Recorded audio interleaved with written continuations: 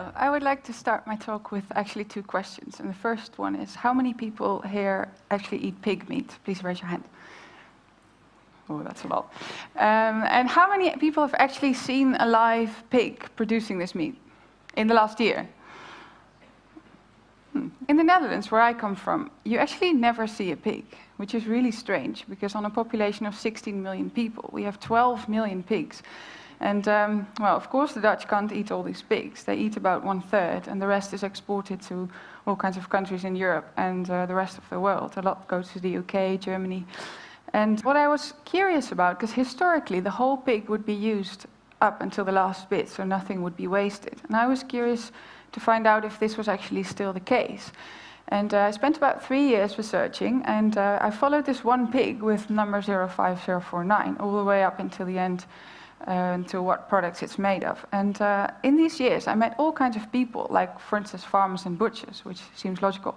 But I also met aluminium mold makers, ammunition producers, and, well, all kinds of people. And what was striking to me is that the farmers actually had no clue of what was made of their pigs, but the consumers, as in us, had also no idea of the pigs being in all these products. So what I did is I took all this research and I made it into well, basically it's a product catalog of this one pig, and it carries a duplicate of its ear tag on the back. And it consists of 7 chapters. The chapters are skin, bones, meat, internal organs, blood, fat, and miscellaneous. In total, they weigh 103.7 kilograms. And to show you how often you actually meet parts of this pig in a regular day, I want to show you some images of the book. You probably start the day with a shower. So in soap, fatty acids made from boiling pork bone fat are used as a hardening agent, but also for giving it a pearl-like effect. Then if you look around you in the bathroom, you see lots more products like shampoo, conditioner, anti-wrinkle cream, body lotion, but also toothpaste. Then, so before breakfast, you've already met the pig so many times. Then at breakfast, the pig that I followed, the hairs of the pigs, or proteins from the hairs of the pig, were used as an improver of dough. Well, that's what the producer says, it's improving the dough, of course. In low-fat butter, or actually in many low-fat products, when you take the fat out, you actually take the taste and the texture out. So what they do is they put gelatin back in order to retain the texture. Well, when you're off to work, under the road or under the buildings that you see, there might very well be cellular concrete, which is a very light kind of concrete that's actually got proteins from bones inside, and it's also fully reusable. In the train brakes, at least in the German train brakes, there's this part of the brake that's made of bone ash. And in cheesecake and all kinds of desserts, like chocolate mousse, tiramisu, vanilla pudding, everything that's cooled in the supermarket, there's gelatin to make it look good. Fine bone china, this is a real classic, because the bone in the fine bone china gives it its translucency and also its strength in order to make these really fine shapes like this deer.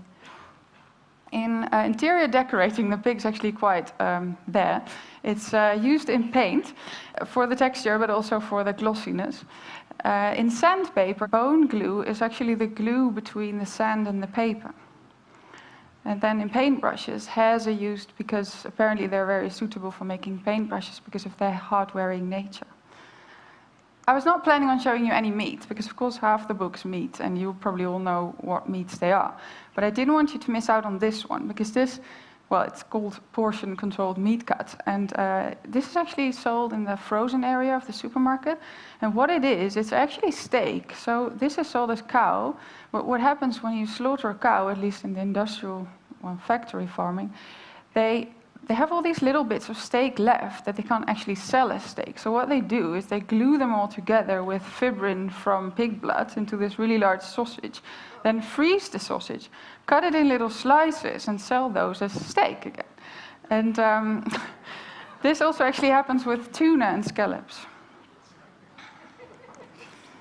So, with the steak, you might drink a beer. In the brewing process, there's lots of cloudy elements in the beer. So to get rid of these cloudy elements, what some companies do is they pour the beer through a sort of gelatin sieve in order to get rid of those cloudiness. This actually also goes for wine as well as fruit juice. There's actually a company in Greece that produces these cigarettes that actually contain hemoglobin from pigs in the filter. And according to them, this creates an artificial lung in the filter. So this is actually a healthier cigarette.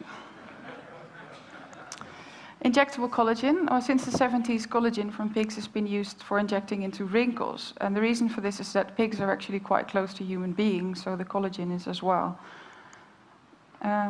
Well, this must be the strangest thing I found.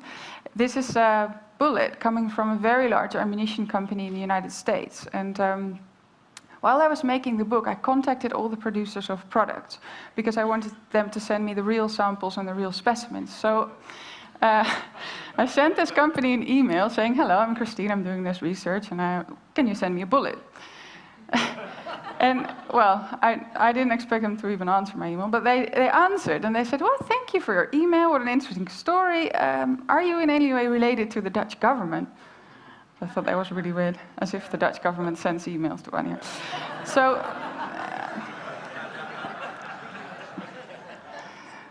So the most beautiful thing I found, at least what I think is the most beautiful in the book, is this heart valve. It's actually a very low-tech and very high-tech product at the same time. The low-tech bit is that it's literally a pig's heart valve mounted in the high-tech bit, which is a memory metal casing. And what happens is this can be implanted into a human heart without open heart surgery.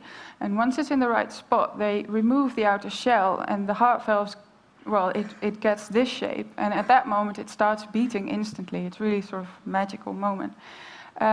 So this is actually a Dutch company. So I called them up and I asked, "Can I borrow a heart valve from you?" And the makers of this thing were really enthusiastic. So they were like, "Okay, we'll put it in a jar for you with formalin, you can borrow it," and great.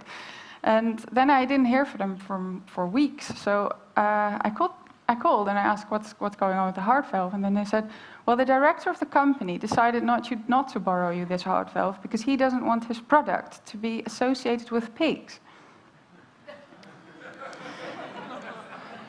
Well, the last product from the book that I'm showing you is renewable energy, actually to show that my first question, if pigs are still used up until the last bit, was still true. Well, it is, because everything that can't be used for anything else is made into a fuel that can be used as a renewable energy source.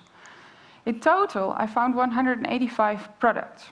And well, what this showed me is that, well, firstly, it's at least to say odd that we don't treat these pigs as absolute kings and queens. And the second is that we actually don't have a clue of what all these products that surround us are made of. And you might think I'm very fond of pigs, but actually, well, I am a little bit, but I'm more fond of raw materials in general. And I think that in order to take better care of what's behind our products, so the livestock, the crops, the plants, the non-renewable materials, but also the people that produce these products, the first step would actually be to know that they're there. Thank you very much.